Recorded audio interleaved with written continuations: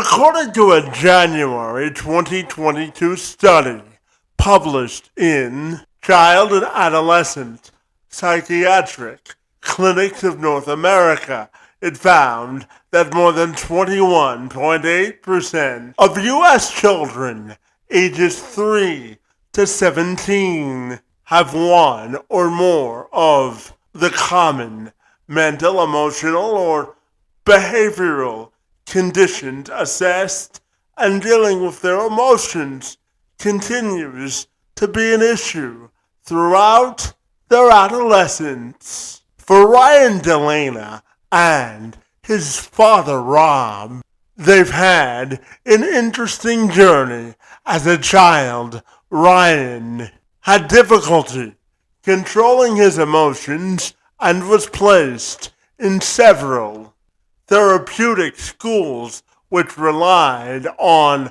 several different methods of detrimental behavior modification, such as physical restraint. Nothing seemed to be working. And then they found the ski slopes and everything changed. Ryan discovered a sense of empowerment, and for the first time, he felt that he was in an inclusive and accepting environment, and he felt for the first time that he was free. As for Rob, as the parent of Ryan, he felt finally that his kid was in an accepting place, and for the first time, he saw his kid smile for the first time in recent memory.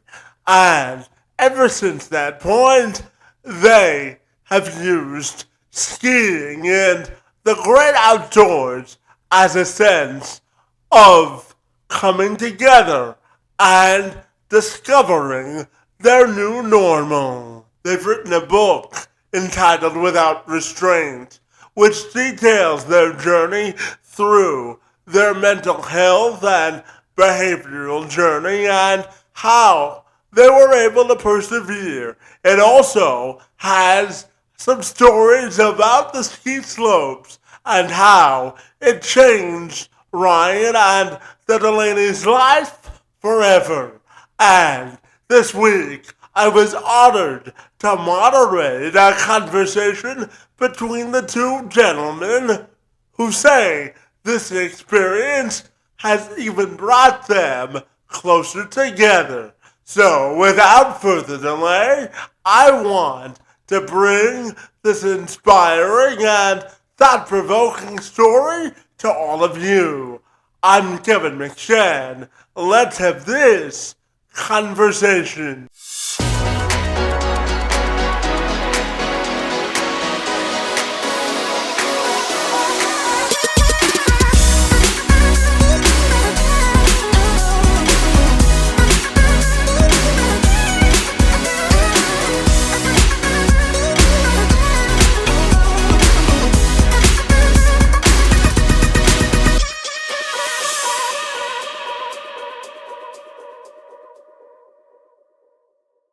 If the two of you are ready, I'll welcome you to the program. And Ryan and Rob, I'm excited to learn all about your story. Great to see you this afternoon, and thank you so very much for being here. Thanks so much for the opportunity. We really appreciate it. Absolutely. So the two of you can take this question any which way you want to start, but I wanted to start by asking the two of you, what does it mean to be extremely Ryan? I'm fascinated. Let you go first. What does it mean to be extreme Ryan? Really, what does it mean to me? It's always just been about adventuring and just taking on the world with open arms. You know, it's just we don't back down from the challenges. We don't back down from the fear. We embrace the fear, because when you come out on the other side of the fear, that is when you grow. And it can be easier to just never be scared. But if you're not a little scared, that means you're not in a place where you can grow. It's interesting, Kevin. I think when I gave him the nickname, it didn't mean much at the time, but I think deep down it really did, because here was a kid who was struggling in school. They wouldn't allow him to go to public school. He was in these therapeutic schools that were restraining him and isolating him, and he couldn't go to the bathroom, alone. And he had gone through this really traumatic experience in his school life. And then all of a sudden we randomly just started skiing, and I wasn't a skier, and we find this hobby that he likes, and we start traveling and going places, and he's really good at it. And I see this kid who's finally free. And I think when I gave him the nickname, it was like, here you are, you were damaged Ryan at school, but on the mountain, you're extreme Ryan. And it was almost like putting a Superman S on his chest. You're special. And I think he started to kind of live up to the nickname. So maybe I knew what I was doing when I gave it to him. Well, it must have been a parental instinct, right, Rob? I think so. I think you're right. I think that's the way I put it. Absolutely. And Ryan, tell me about your story, buddy, and how you grew into the person you are today, my friend. Well, there's so many pieces to it. It's hard to even start. I was a young kid who I didn't like to sit still. I didn't necessarily learn the same way everybody else did. I was fascinated with learning on my own. I wanted to figure out how all the pipes worked. And I remember he built me this thing in the basement where you pour water into a funnel and it would come out of all these spouts. And I got to tinker with the pipes. And, that was when I was younger, that was fun at home, because he really, he let me learn that way. And if I wanted to cause trouble, it was just kind of part of our fun. But once I got to school, if I didn't want to sit still and listen to the lesson, or if I was causing trouble, and keep in mind, this is 4 or 5 years old, they started looking at me like, what's wrong with this kid? Why is he not like all the other kids who are just falling in line?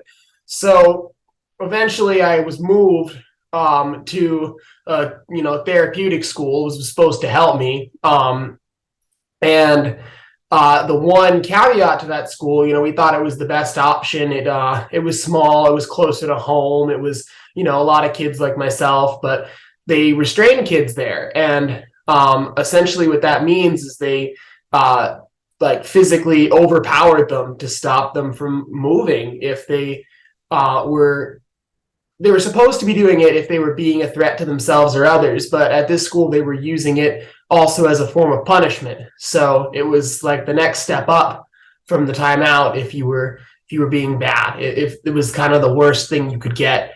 And the idea was they thought they could crack you with it. They thought eventually you would stop causing trouble out of fear, basically. So I didn't respond to it well at all. And I would either fight back or run away. And I was developing a lot of trauma from it. And it got to the point where it was happening multiple times a day, every day at school. I'm telling him about it. And it's challenging because he doesn't really believe me at this point because I'm such a young kid. And they taught him how to do it. They taught every babysitter I had how to do it. Everybody in my life was restraining me at this point. And then at one point we go skiing, and I guess I'll let him take over for a stretch. But skiing is where he started to learn that I didn't need to be restrained so much. When I finally saw him on skis, he just, he wasn't, different. He was free, and he was able to, in an environment where risk taking was rewarded and not questioned, and he wasn't told no over and over. And it just, that was the first time I started to look at the doctors and the educators that were in our lives and saying, I don't think you know as much as you think you know about this kid. And it took a long time to make any progress because they're so set in their program and how to do things. And when you start questioning it, they dig in even more. And it was really difficult. It wasn't as easy as saying, hey, we made a mistake putting him in this therapeutic school. We want to bring him back to public now, because his record was filled with all of these physical restraints where he looked like the aggressor in a lot of them. So they refused to take him back in our town public schools. So we went through a series of these private schools that were slightly better, but it was much of the same, mantra where they would restrain him anytime they viewed him as being, a problem. So it took a long time, but while all that was going on, we were traveling the country, we're traveling the world and skiing all over the places. And we're staying in hotels and we're, going through airports and, and I'm saying this kid can do all this stuff. And yet if he's in school right now, there's 3 people monitoring his every move. Something doesn't add up. Yeah, absolutely. And Rob, I know as a parent yourself, your natural instinct is always to protect your kids. So tell me about raising Ryan and sort of the turning point where you really thought things were looking up for him as well. Yep. I think the first instinct that was the wrong instinct was when you have a kid who doesn't listen or doesn't always comply. I grew up, in a blue collar town, and my parents were, we were hardworking. Their parents were, that other generation or World War II generation. And you think, the tighter the reins we put around this kid, the more restrictions, the more he'll behave. And in Ryan's case, it was the opposite. He needed more freedom to explore. He didn't need, a sort of military approach. And a lot of these schools, took that tactic. And I think originally I thought that would help him. I thought, more strict, rules and previewing and having him in a smaller class setting, and it will help him. So when I finally had the epiphany, I think was on the ski slopes when I saw him just able to be himself. He was so different there than he was anywhere else. And it started to translate, like I said, even in the travel, even when we were in airports or in hotels, he just seemed more at ease than he was at school. And to his credit, he was never the kind of kid who refused to go to school or say, I hate that place. He would get up and go every day and get on the bus and knowing full well what he was facing when he got there. So I think it took a long time for me to kind of clue in. But once I did, I started to trust my instincts. I think I didn't trust my instincts initially, and I listened to the experts because that was their field. They should have known more than I did. But my wife and I would sort of bicker about it a little bit because she's more of a rule follower than I am, and she really was more in line with what they were saying. And I would say to her, when we leave those appointments, the next patient walks in. They think about him for the 5 or 10 minutes while we're there, but then the next person comes in. I mean, we live with this every day, and we're seeing him, 24 hours a day. And if we think this is wrong, we need to start to question it. So it took me too long to get there, but I did finally get there. Yeah. So Ryan and Rob, let's talk about the fun stuff, because I know for you, Ryan, the ski slopes is your happy place. So tell me about the person that you transform into when you're on the ski slopes, my friend, and how therapeutic skiing is for you. Yeah, skiing immediately clicked for me. Not just because I was good at it early on, it seemed like from my first run I had a little natural talent for it, but it just meshed well with my personality. Like, I'm a person who likes to challenge myself. I'm a person that likes adventure and exploration. I like being outside and, the excitement that comes with movement. And skiing just ticked all the boxes for me. And really, it gave me a chance to kind of express myself. A lot of the stuff I was skiing, it was a place where rebellion was encouraged because, hard skiing terrain goes against the typical, the concept of what most people would think you'd want to do. Like, when you look at a steep mountain, the natural instinct is like, oh, you wouldn't want to go down that. But the skier's instinct is like, you can totally go down that. Watch this. And it was kind of my place where I was able to push limits in a healthy way and engage with healthy risk taking. And what I got back was, a feeling of excitement in the moment and a feeling of self-confidence that lingered afterwards. And you start building that sense of self-efficacy. And skiing, initially, it just became a fun father-son activity for us on the weekends. It became a good escape from everything I was going through at school. I knew if I could make it to the weekend, I would be happy. And it became a vehicle to explore the world. As I got better at it, we started looking at bigger mountains, resorts with harder terrain, and eventually we get to Big Sky. There we meet a guy named Ben Brousseau, who he was the first adult to really believe in me, and he was one of the first ones that I had trusted after everything I'd gone through in school. And we skied a run together called the Big Couloir, which was a goal of mine when I was a kid. And ever since then, we'd been skiing with him every year, and it was good because he helped me improve my skiing, and he took me to some places I wouldn't have otherwise gotten to go. That leads to us eventually going to Chile and meeting up with the NASTIC people, North American Ski Training Center, and we went to that camp a few times. Improved even more, experienced a new culture, got to see South America. And then that eventually leads to Antarctica, which I won't spoil too much of, but that's kind of the culmination of this book and really why we chose to write the book. So it's all just one big chain. It's been a great journey, and I love skiing, and I'm so glad that it's been such a big part of my journey. Yeah, absolutely. And Rob, just before I ask the two of you about the book, I'm also curious to ask you about, well, as a parent, how gratifying is it that Ryan found a sense of personal empowerment through skiing as a parent? So, how important is it for you that Ryan found a sense of individual empowerment through skiing? That's a great question. When your first kid is born, I think you have these, these ideas and you have these parental expectations. And in my case, I was a good college baseball player. I went to a good college.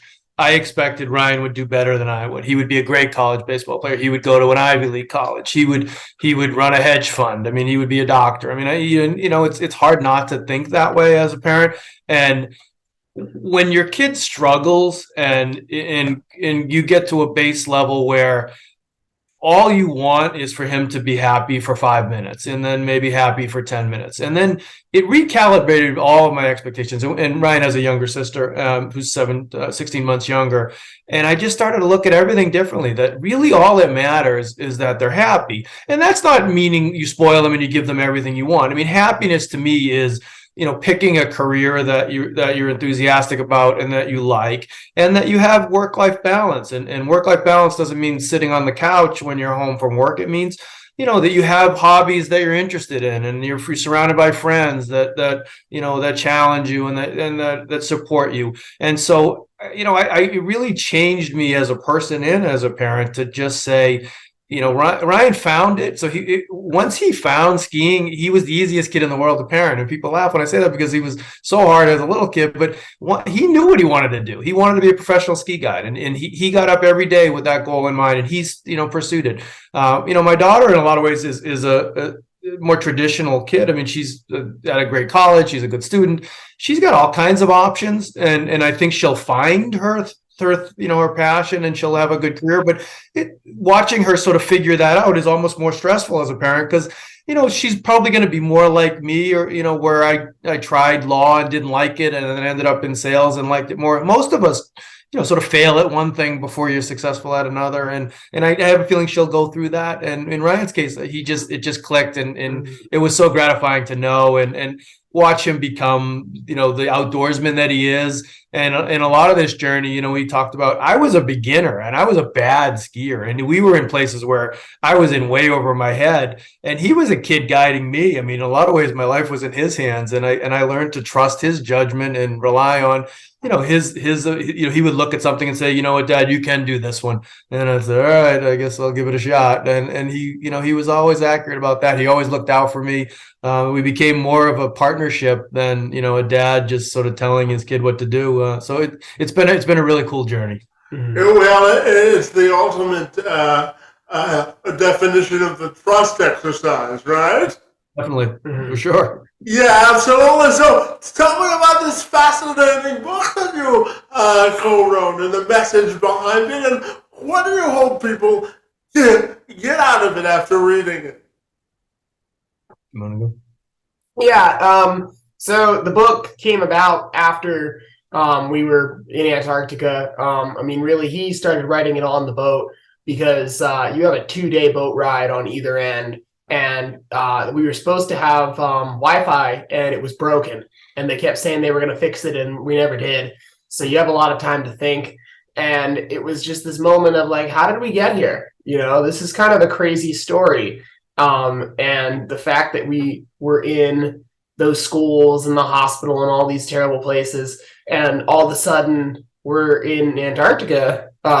It's like, how did that journey happen? So he started writing it, and he told me he was writing it, and I was a little nervous initially, but I wanted to be a part of it if it was going to happen. So I started writing my version. So he gave me a list of everything he'd written, and I essentially, off of each bullet point, wrote a chapter about each bullet point. There was like 20 bullet points. So I basically wrote an entire book, and he wrote an entire book.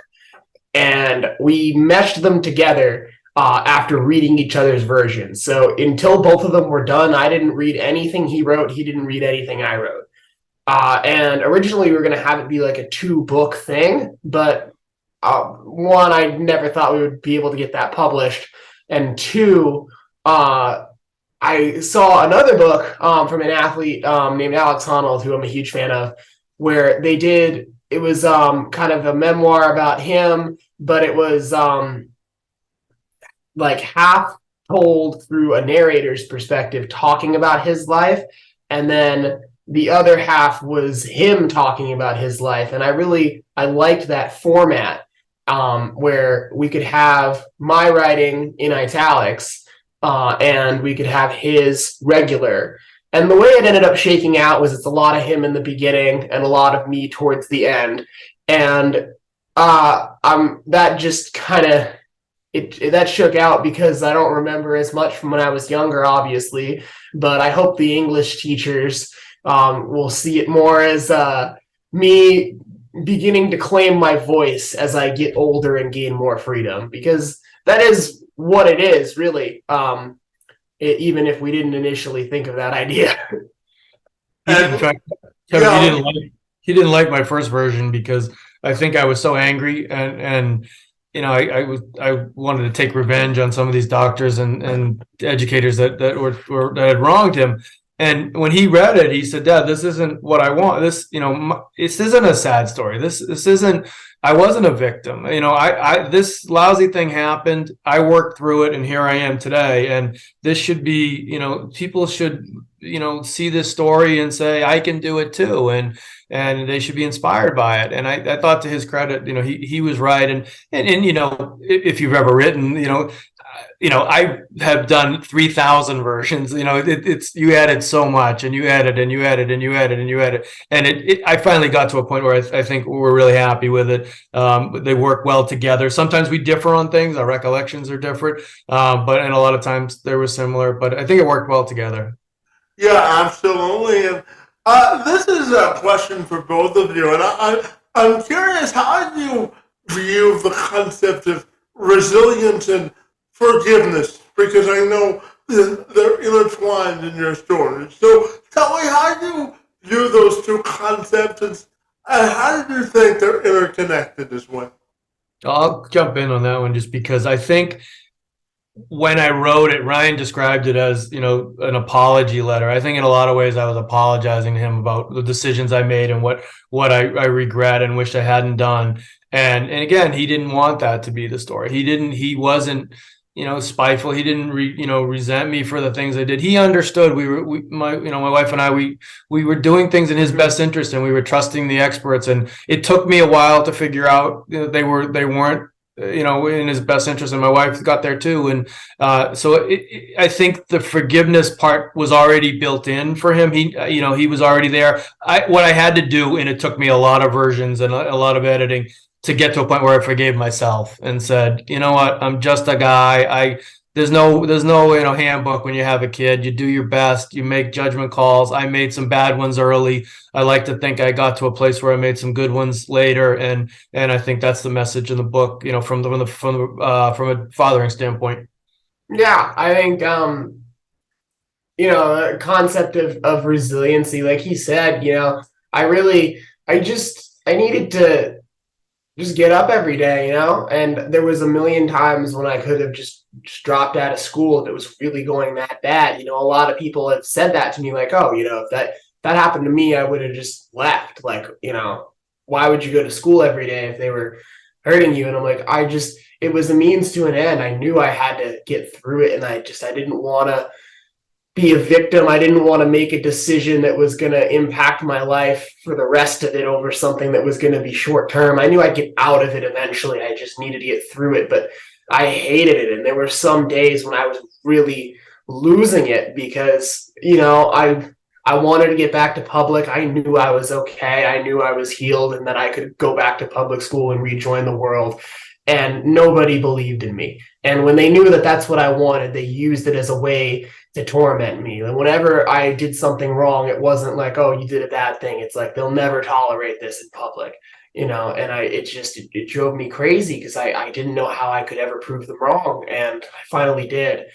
But I think the mountains taught me a lot about resiliency. And I think what I went through gave me the ability to be better in the mountains. Like some days the climb is really long and it's wicked cold. It's windy. It's just, it can be pretty harsh out there. But when you click in at the top and you ski down, or you even just see the view, it's always worth it in the end. And a lot of what you learn too is sometimes the struggle is part of it. I've had just as much fun, just like, chatting with my friends while we wallow through the snow and laugh about like how goofy it is that we do this for fun. Like sometimes those moments are even better than the skiing. So you start to relish in the struggle a little bit, and just like see the beauty in it. And how that kind of intertwines with forgiveness. I mean, it's just at the end of the day, I go through these discussions all the time, and people just tell me, how sorry they am that this happened to me, and I don't even know what to tell them because I don't hold that much bitterness. Like I turned out pretty okay, and the things that were bad, at least they're in the past. I find it harder to forgive the educators, who were cruel to me. Like he defends them all the time and, tries to say it was a system that didn't work for me, but it works for other people. And I find myself having to hold back the words because I don't feel that way. I think it was wrong. I think it isn't right for anybody. And I think that people should be held accountable for this. And I don't know if I'm the only one that feels that way or if other people do, but that's just how I feel. But I never had to forgive him because he was always trying his best. I knew he always wanted the best for me. I mean, I knew that ever since he pulled me out of my first school that I was at and brought me to get a massive ice cream sundae and was like, you're never going back there. Like we were always on the same team.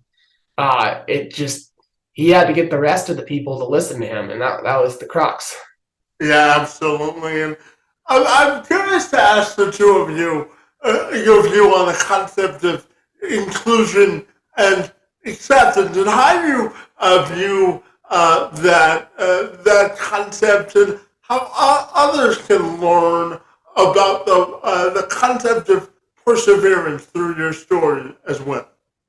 I think when we saw kids that were different at school, and Ryan was at schools with kids that were sort of forgotten by not just the system, but by society. I mean, these kids, had just, out of the gate had didn't have a lot of the resources Ryan had. And I thought the system took advantage of those kids because instead of, using their skills and the fact that they maybe came from a unique background or were different, they really just wanted to force compliance and make them act like everybody else. And I think you see that in public schools too. I mean, even with typically developing kids, there's a pressure to conform.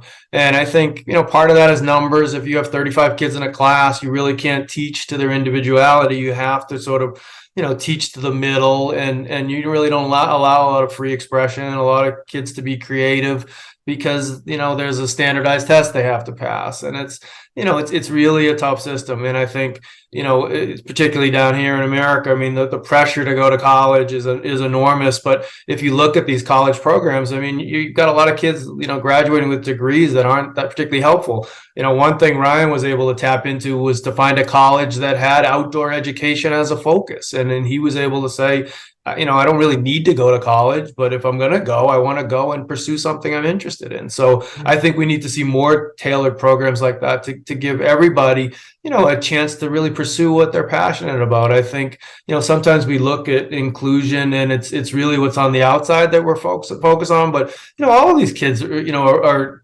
particularly right now, the pressure, there's anxiety and there's depression and particularly in his generation, I think a lot of that comes from the pressure to conform, and we're just not allowing, kids to really be themselves. Mm-hmm. Yeah. And I think that's kind of where I was thinking with that, is a lot of times the conversation of inclusion is like about people of different races or different classes, or even like more like visible disability. But it doesn't even need to be that macro. I feel like inclusion goes down to the micro scale, where in a lot of these schools we have this vision of the perfect child, and it's idyllic, and it's not realistic, because everybody's different. And I know a lot of kids who, when they were 4 years old, people tried to say that they were a problem and they were never going to become anything. But when you're 4, you barely have a developed brain at that point. Like, you just barely learn how to talk. Like, a lot of rambunctious kids turn out to be really neat adults. And I've met so many people in the outdoor world who tell me all of the stories of the trouble they've gotten in school and the struggles they had. And they're all, not only are they functioning adults and, contribute to society, but they're great humans. And you'll have some of the best conversations of your life with these people.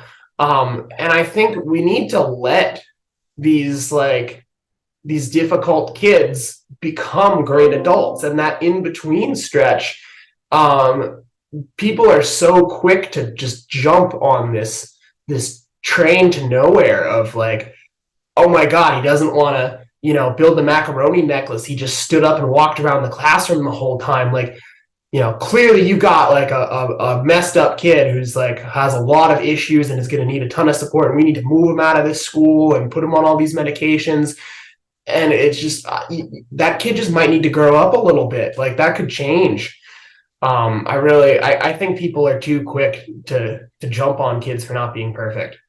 Yeah, inclusion comes in all different forms, doesn't it? Yep, for sure. No, we saw that all the time, and I think even with some the technology we can access now, with some of the things we can do. I mean, you can have a quote unquote disability that might limit you in some ways, but there's so many ways to access what's up here in your mind, and if we just allow that to happen, and there's just so much we can learn from everybody. Yeah, absolutely. And Ryan, you've been able to ski at some interesting and thought-provoking places, brother. So tell me, what's been your favorite part of the whole sort of adventure you've been on, and what do you have to say to people about the importance of following their passions as well? I think that my favorite part of the adventure, it's hard to pick a favorite part because everything is a little different and everything is lovable for different reasons. I would say just being able to reflect and see how far the journey has come. A lot of times you have a day that demands everything from your skill set, and when you complete that objectives, you look back and you look at all the time you spent climbing, all the time you spent skiing, all the mentors you learned from, and you realize every piece of that day you can remember the person who taught you that skill, or the person who opened your eyes to how you could do this better. And you realize that each experience is a composite of all of the ones you've had to date. And just being able to look back and reflect like that and have that gratitude of like, how great is it that I've been able to have a life that's this rich with experiences. It's hard to get too upset about anything when you know you have that. And for people who are following their passions, that same thing about the reflection, hindsight has a way of convincing you it was easy to get there, but you remember you always got to hold on to that part of you that was much younger, had less resources, didn't have the connections you had, didn't have the experience you had, and was just burning with desire. Like, if only you could be this person you want to be. And you got to remember that when you become that person, because it starts with small steps that build over time. And the more you work on something, the more those pieces start to fall in line. And I don't know if that's, the universe connecting with your intrinsic desire, or if that's just luck. Luck tends to bet on the ones in motion. That's how I think of it. If you're in motion towards what you want, these things start to gravitate towards you. And really, if you just stick to it, and even on the hard days where it feels like you're getting nowhere, you keep your vision in mind, eventually you're going to get somewhere. My other piece of advice that I give to people, and this is, I don't know if you listen to any rap, hip hop at all, but there's a rapper named Russ, and he said this thing one time that really stuck with me, and it was, the dream is living it. If you focus on the destination, it can be hard to smell the roses, because like once you get there, you're just going to want something else. You got to remember that, like, the grind, the struggle, the days when it feels like things aren't working, that is the dream, because there are people in the world who don't have something that sets them on fire like that. Like, the fact that you have that thing every day that you can chase and build and like live, that is the dream. You have the dream. Yeah, absolutely. And Rob, I'm curious to get your thoughts on what you would tell the parents who are raising children with disabilities or other challenges about encouraging their children to follow their passions in life as well. I think I would give that advice to any parent. I mean, it's if your kid can find something they're passionate about, they'll be really easy to parent, because in a lot of ways they'll motivate themselves. I mean, you can only motivate another person so much. And I coached my daughter a lot, and I particularly with girls, I learned that they don't respond to that sort of top down. You can't yell at them, or you can't, be angry if they make a mistake. They don't respond to that. I mean, they motivate themselves in a lot of ways. Most kids want to do well. They want to better themselves. And so I think that's true. If a kid has, a disability and, and has challenges, it may be smaller steps. They're more incremental, but there's usually something that they're excited about. I mean, we saw a lot of these kids, and they have some interesting hobbies, and they can vary from science to nature to, to music. And, you can't stand in the way of that. And I think, for me, I was lucky, in a sense, because when I wasn't a skier, so when Ryan took to skiing so much, I went along the way. It would have been harder for me if he had picked something that, that I just, couldn't do or didn't want to do, but I still would have supported it. And when you see a happy kid out there doing whatever they're doing, if that doesn't get you going as a parent, then you're in the wrong game. Yeah, absolutely. And Ryan, I know that you've spent some time on my end of the country, buddy, here in Canada. So tell me, what do you like most about being north of the border, and what are some of your favorite memories about Canada as well?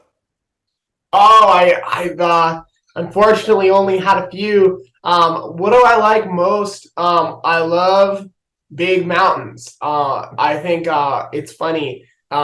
We have mountains that the highest one in New Hampshire is 6,000 feet. But you forget you start at 2,000 feet. So even though a lot of people say our mountains are small, ours are actually pretty big. Because if you go to a place in Colorado, you might have mountains that are 14,000 feet, but you start the hike at 11,000 feet. So they're the same vertical rise. But remember when I went to Canada for the first time, we went to Whistler. That was my first time seeing mountains that actually did blow away the stuff we had in the Northeast, because they would start at 8,000 and then they would go way up, and they had glaciers and huge cliffs. The mountains there are so impressive. And one of my favorite memories, we skied at Whistler in 2015, I think it was. God, it was so long ago.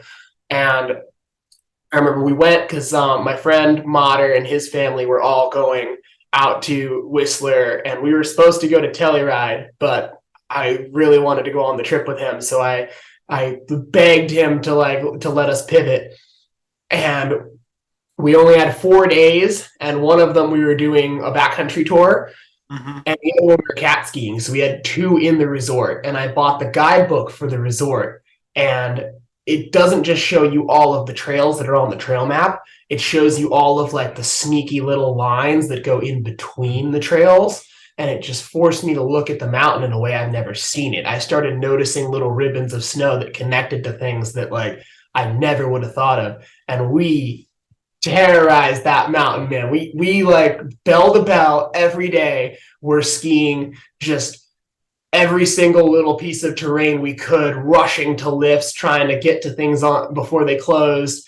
And we skied so much. It was so much fun. That's definitely my favorite. Kevin, he has another trip coming up that will test your knowledge of Canada with this one. Tell him where you're going next. You know where Baffin Island is? I do. It's mountain and winter and ski town. I know exactly where that is. Yeah. You'll have fun up north. Right. Absolutely.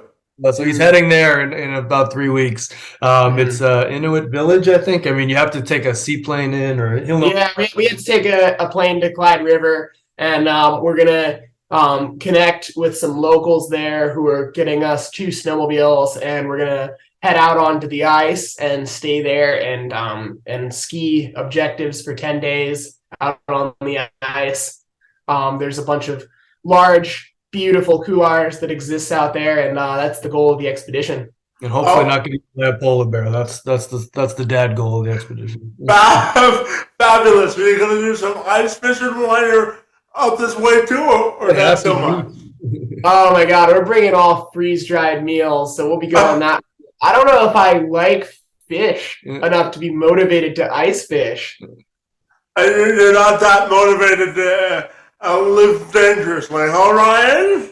Oh man, it's funny, the things that I'll do and won't do. I will so ski some line that takes 3 rappels just to make it a ski line like that. But if I have to eat a smelly piece of fish, I'm I don't want to. You're hungry enough. Yeah, I mean, if I'm hungry enough, I'll do it. But it's if I was oh my God, I would just love me some fish right now in the backcountry, I would probably drill the hole in the ice and sit there for a couple hours in the cold.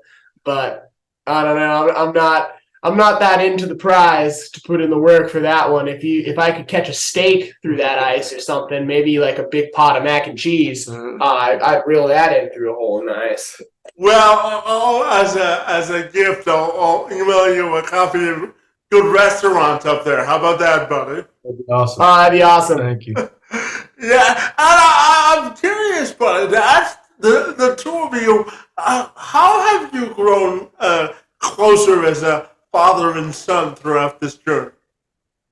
I think for me, there was a point where Ryan was just a better skier than me from the outset, and he got really good really fast. But when he was really little, I had to go with him everywhere, and so I learned to trust his judgment, and I always knew he was looking out for me. And when we became more of a partnership, I think we became more friends. I think sometimes you as a parent, you don't want to be friends with your kids because they'll lose respect for you and they'll take advantage of that. But he never did. I mean, we really had a nice partnership, and we disagreed sometimes. We'd bicker. We would argue sometimes about going this way or that way, or it wasn't always seamless. But I think we've really grown to like each other in this experience. You're always going to love your kids, but I think we've really grown to like each other, and it's been special for me for sure.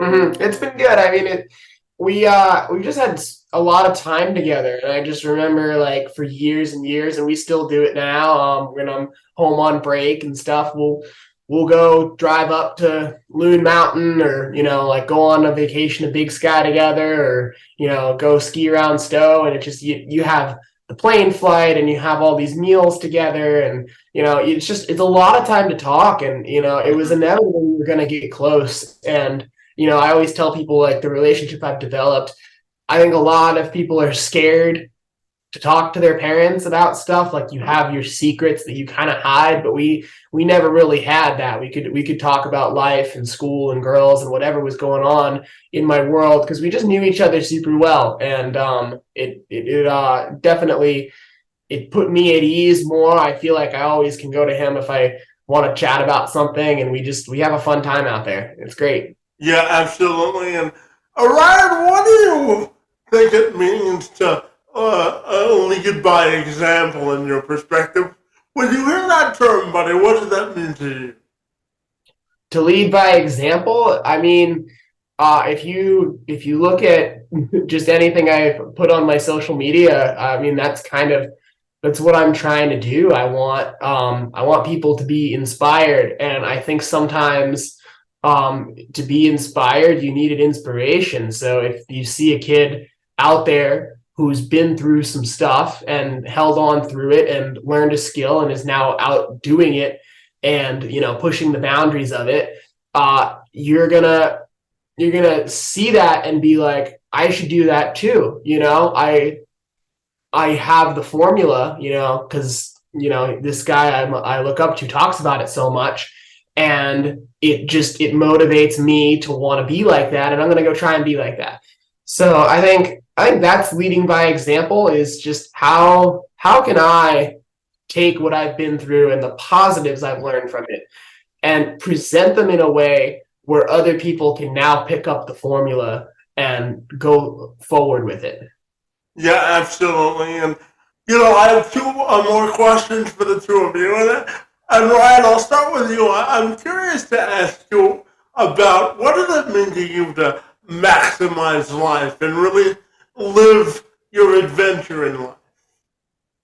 One of the things I've done to maximize it, I mean, it's almost like I don't know how to minimize it. It's really, I would say a typical schedule for me, every waking minute I have where I'm not dedicating it to school or some other responsibility, I try and spend it doing something that I enjoy, something that I love. And it can be challenging because if I want to sit down and watch a TV show, I don't have that kind of time. Every time that I'm not in the mountains, I'm working on all the other things that I've kind of put on hold. And I've grown to think of it as like a thing I'm lucky. Like I'm lucky I don't have so much free time that's just like empty and I could only fill it with watching TV. Like I have so many things going on right now. And, a lot of people say, oh, life goes by so fast. And I just haven't been able to agree with it, because I tell all these stories, and, me and my girlfriend or me and my friends will talk about these things, and I'll realize, like, holy crap, it wasn't that long ago that I was a senior in high school. Our first trip to Antarctica really wasn't that long ago. And so much life has happened within that time. I have hundreds of stories from such a short period. Think about, by the time I'm 30, how many things I will have seen and done and lived. That's maximizing life to me, because I think it feels like it goes by fast, or that it all blends together. If you do the same thing every day and it's not something that engages you, it's something that's mundane and routine, and all of a sudden a week and a month and the year, what's the difference?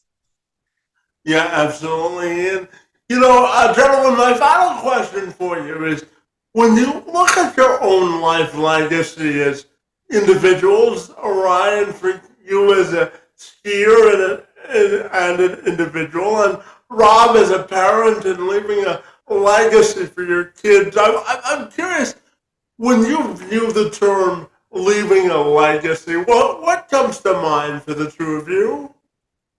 I think, for us in writing the book, I mean, one of the reasons I love the title Without Restraint, I mean, obviously, we were taking a shot at the schools and the restraint. You shouldn't restrain kids in schools. But, the other meaning to that is if you live without restraint and you free yourself, whether it's whatever shackles you have, physical, emotional, insecurity, you just allow yourself to take risks and take chances.